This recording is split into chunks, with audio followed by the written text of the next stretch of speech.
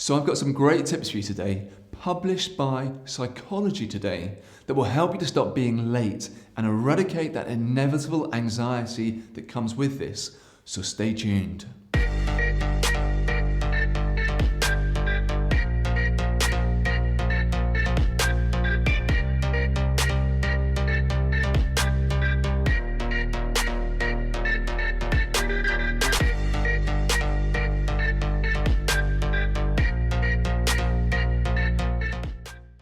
So do you find yourself constantly running late? Have you ever arrived at disapproving looks well after the start of a party or a meeting?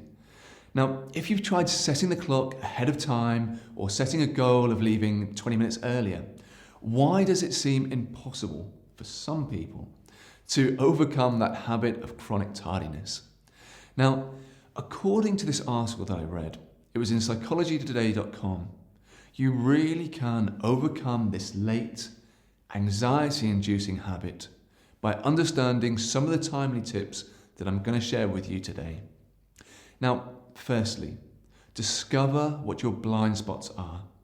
You see, many times you just can't understand what the problem is, even with a sincere desire to change, a desire to eliminate the chaos that comes from being late.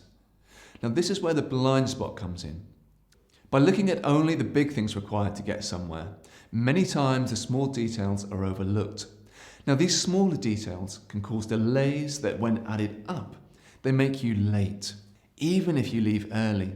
Now, you might be completely overlooking how long it will take to walk to a destination or find a specific location inside a larger building.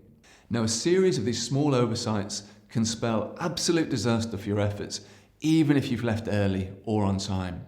Now, the next one is using the word trying.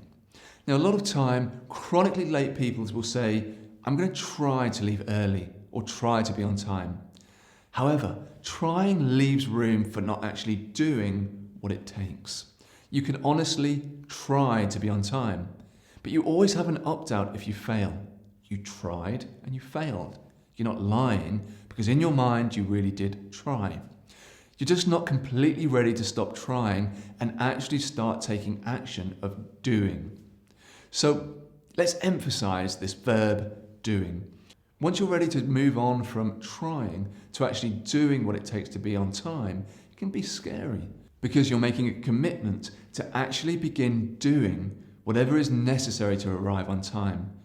It doesn't leave room for the excuses that trying does.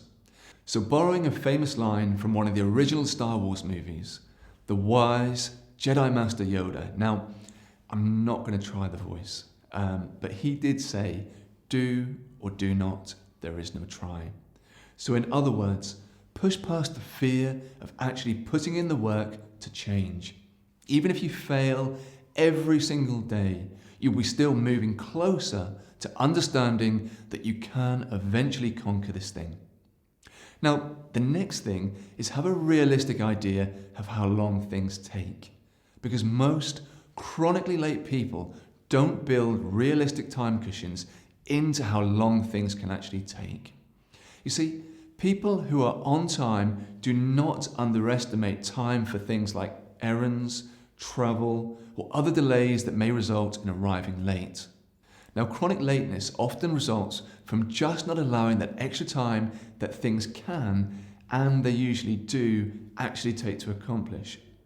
So the next one is the awkwardness of being early.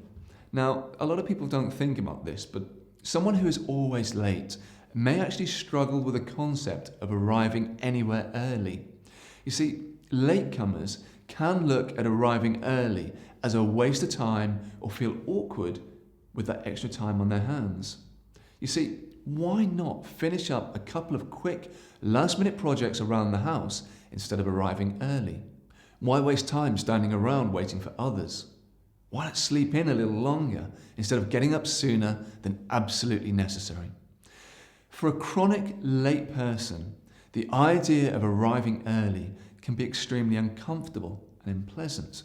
Learning to find ways to fill in that extra time with things that are productive and enjoyable. This can be the way to turn your thoughts of arriving early into a positive experience. There are certainly other ways to lose your reputation as a chronic latecomer once and for all. You can read over all of these tips at psychologytoday.com, or if you're looking at making positive changes in your life, head on over to my website, where I have a range of hypnotherapy audios which you can use to help you naturally and effectively make positive steps forward in your life.